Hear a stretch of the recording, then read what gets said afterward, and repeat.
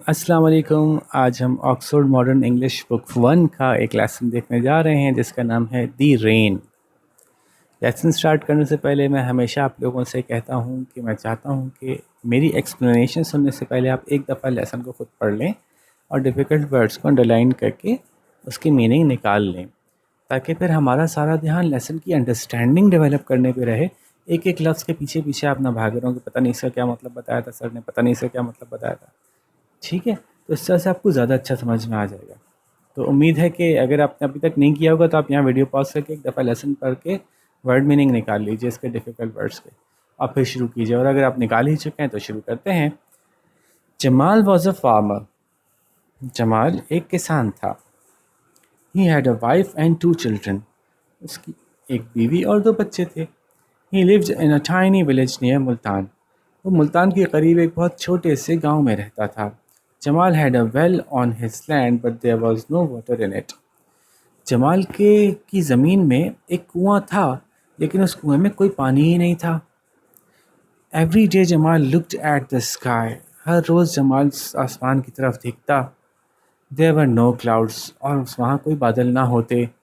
The hot sun looked down on Jamal and laughed. उसको ऐसा लगता जैसे कि गरम गरम सूरज, जो तपता हुआ सूरज है, वो नीचे उसकी तरफ देख रहा है और हंस रहा है। Jamal went to Masood. जमाल मसूद के पास गया। Please lend me 50 rupees, he said. बराए मेहरबानी मुझे 50 रुपए का उधार दे दीजिए। I can't, replied Masood. मैं नहीं दे सकता, मसूद ने जवाब दिया। देयर इज नो रेन, बारिश ही नहीं हुई कोई भी, बिल्कुल बारिश नहीं हुई। No rains means no crops in the fields. और बारिश नहीं होने का मतलब है कि खेतों में कोई फसल ही नहीं होगी। When the rains come you can have the money. जब बारिश आएगी तो बारिश होगी तो फिर आप पैसे ले सकते हैं। Jamal went home and looked in the little box under the bed. Jamal घर गया, उसने अपने बिस्तर के नीचे जो छोटा सा डब्बा था उसमें देखा। We have 60 rupees, he said to his wife. उसने अपनी बीवी से कहा हमारे पास 60 रुपए हैं। We can eat for a few more days, then what shall we do. हम कुछ दिन के लिए तो खा लेंगे, मज़ीद खाना वाना कुछ और का इंतज़ाम कुछ दिन के लिए तो कर सकते हैं, फिर हम क्या करेंगे जब वो ख़त्म हो जाएंगे पैसे तो। Every day Jamal looked at the sky. हर रोज़ जमाल आसमान की तरफ देखता। The sun laughed at down at him. और नीचे सूरज उसको देख देख के हंसा करता था, मतलब उसको लगता था ऐसा कि सूरज हंस रहा है, इतनी गर्मी में मुझे चिढ़ा रहा है। There were no clouds, everyone was hungry. बिल्कुल कोई बादल नहीं थे और हर कोई भूखा था। After a few days Jamal looked in the box again. कुछ दिन बाद जमाल ने दोबारा अपने डब्बे में देखा। 4 रुपीज़, सिर्फ 4 रुपये रह गए थे। We only have 4 rupees for food. हमारे पास सिर्फ 4 रुपये हैं खाने के लिए। He said to his wife. उसने अपनी बीवी से कहा। And then, said his wife. और फिर क्या होगा? And then no food, said Jamal. और फिर उसके बाद कोई खाना नहीं होगा, जमाल ने कहा। They looked very sad. वो बहुत उदास दिख रहे थे। Suddenly Jamal's wife touched her earrings. अचानक जमाल की बीवी ने अपने कानों की बालियों को हाथ लगाया। वट अबाउट दीज, अरे इनका इनके बारे में क्या ख्याल है? शी आस्क्ड, उसने पूछा। I gave you those on our wedding day, said Jamal. अरे ये तो मैंने तुमको हमारी जब शादी का दिन था उस दिन तोहफे के तौर पे दिया था। अब यहाँ कोई तोहफे का लफ्ज़ नहीं लिखा हुआ, लेकिन इस बात का मतलब यही बनता है कि मैंने आपको आपकी हमारी शादी के दिन तोहफे के तौर पे दिए थे ये इयरिंग्स, ये बालियाँ। Jamal's wife took off her earrings, a tear dropped from her eye. Jamal की बीवी ने अपने वो बालियाँ बुंदिया बुंदे उतारे और उसकी आंखों में से एक आंसू बहा। Sell them, she said, we need food. इनको बेच दो, उसने कहा, हमें खाने की ज़रूरत है। Jamal was very sad. Jamal बड़ा उदास था। But he took the earrings and walked off towards the town. लेकिन उसने वो बंदे ले लिए, बालियाँ ले ली और कस्बे की तरफ चलना शुरू किया। Suddenly he stopped. अचानक वो रुका। रेन रेन, ही शाउटेड। अरे बारिश बारिश, उसने चिल्ला के कहा। The rain came pouring down. बहुत तेज़ी से जब बारिश होती है तो उसको कहते हैं पोरिंग डाउन। तो बारिश जो है वो बड़ी तेज़ी के साथ बारिश होना शुरू हो गई। Jamal was very happy. Jamal बहुत खुश था। उसको बेचनी नहीं पड़ी अपनी बेगम की बालियाँ। ठीक है जी, तो आसान सी कहानी थी और उम्मीद है कि आपको समझ में भी आ गई होगी। और हमेशा की तरह मैं चाहूँगा कि सवालों के जवाब आप खुद से लिखें, मज़ा आ जाएगा भाई। और कोशिश मैं अच्छे से समझाता हूँ सवाल और आपकी हेल्प भी करता हूँ। आप एक वक्त में एक सवाल सुने मेरी एक्सप्लेनेशन पे पॉज करके उसका जवाब खुद से लिखने की कोशिश करें, ठीक है? कहीं से देख के लिख लेंगे तो मज़ा नहीं आएगा, बल्कि खुद से लिखेंगे तो बहुत मज़ा आएगा, चाहे उसमें गलतियाँ भी हों तो कोई मसला नहीं है। कोई भी आपको नहीं डांटेगा जब ये सुनेगा ना कि आपने खुद से इतना अच्छे जवाब लिखे हैं, ठीक है? तो कोशिश कीजिए, ऐसा करते रहेंगे ना तो जब तक बुक एंड होगी तब तक आप इस काबिल हो जाएंगे कि सारे सवालों के जवाब खुद ही लिखना शुरू हो जाएंगे, और कितना मज़ा आएगा उसके बाद। तो क्वेश्चन शुरू करते हैं। मैं पहला क्वेश्चन बताता हूँ, समझाता हूँ आपको, आप फिर उसका जवाब लिखिएगा, फिर मैं दूसरा समझाऊंगा, ऐसे ही चलते जाएंगे, ठीक है? तो let's start. Why was there no water in Jamal's well? Jamal के कुएं में पानी क्यों नहीं था? तो कैसे जवाब लिखेंगे इसका?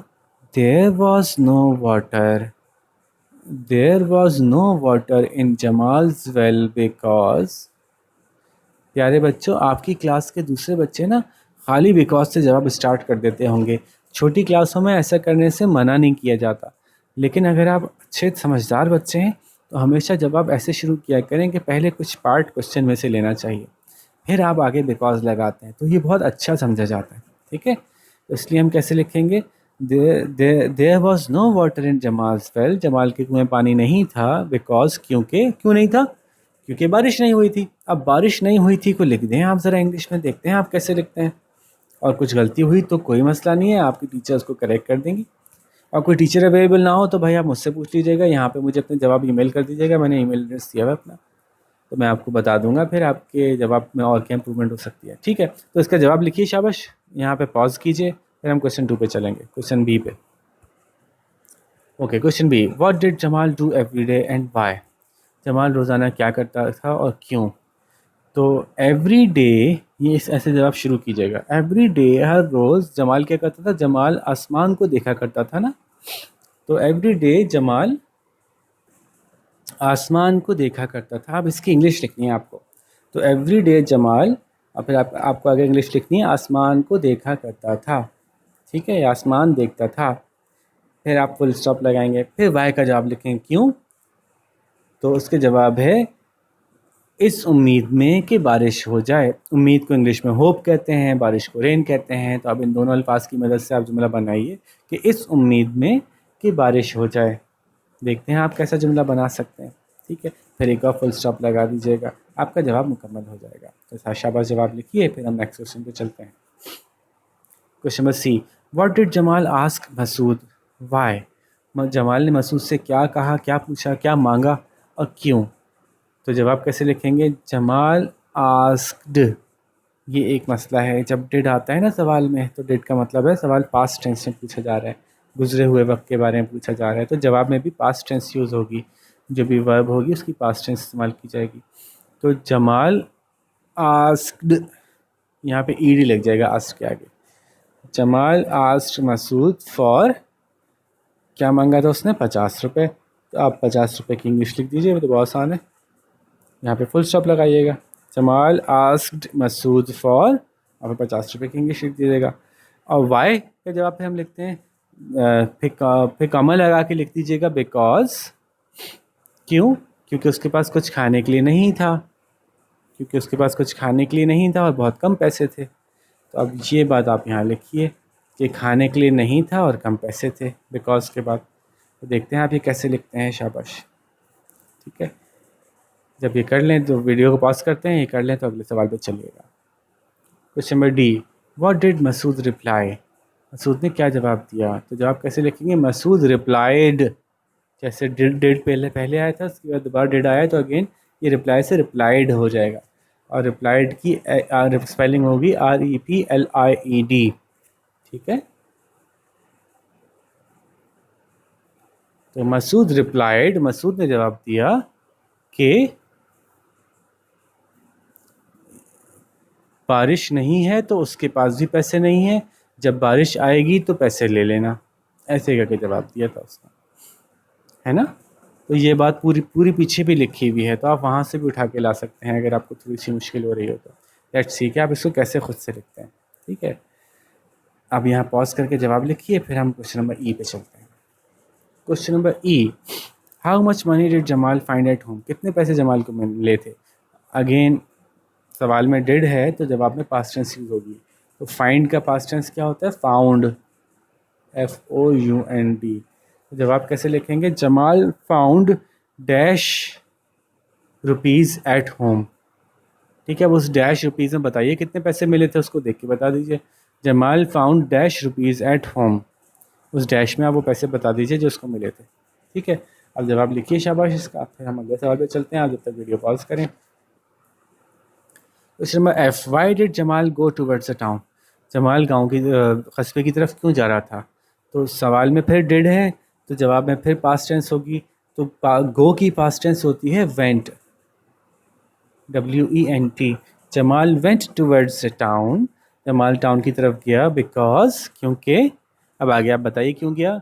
कि वो अपनी बीवी के इयररिंग्स बेचना चाहता था खाने के लिए। तो ये बात आप लिख के दिखाएं, आप कितनी अच्छी से लिख सकते हैं। अगर कुछ गलत भी लिखेंगे तो कोई मसला नहीं है, बिल्कुल कोई प्रॉब्लम नहीं है, बस आप कोशिश ज़रूर करें। ठीक है, फिर है कुछ यहाँ पे आप पॉज करके जवाब लिखिए शाबाश। फिर हम क्वेश्चन F पे चलते हैं, क्वेश्चन नंबर G पे चलते हैं। What made Jamal happy? Jamal को किस चीज़ ने खुश कर दिया? तो इसका जवाब शुरू ही होगा कि dash dash dash made Jamal happy. ठीक है, अब जमाल हैप्पी पहले नहीं आएगा, बल्कि मेड जमाल हैप्पी आखिर में आएगा जवाब के। तो dash dash dash made Jamal happy, किस चीज़ ने जमाल को हैप्पी किया था? बहुत ज़्यादा बारिश के होने ने जमाल को हैप्पी कर दिया था, जमाल को खुश कर दिया था। तो बहुत ज़्यादा बारिश के होने को कैसे लिखेंगे? पीछे चैप्टर में आई हुई है बात, ऐसे आखिर में जो हुई थी। तो बहुत ज़्यादा बारिश हो रही थी जिससे जमाल खुश हो गया था। तो dash dash dash dash made Jamal happy. अब उस डैश डैश डैश में शाबाश आप भर के दिखाइए कि कैसे भरते हैं आप। ठीक है, तो यहाँ पे हमारे सवालात कंप्लीट हो गए। उम्मीद है आपको अच्छी तरह समझ में आया होगा लेसन भी, और सवाल जवाब भी समझ में आ गए होंगे। लेट्स सी कि आप में से कौन सबसे अच्छे जवाब लिखता है। ठीक है, अब हम किसी और लेसन के साथ आपसे मुलाकात करते हैं फिर दोबारा। अपना बहुत सारा ख्याल रखिएगा। अल्लाह हाफ़िज़।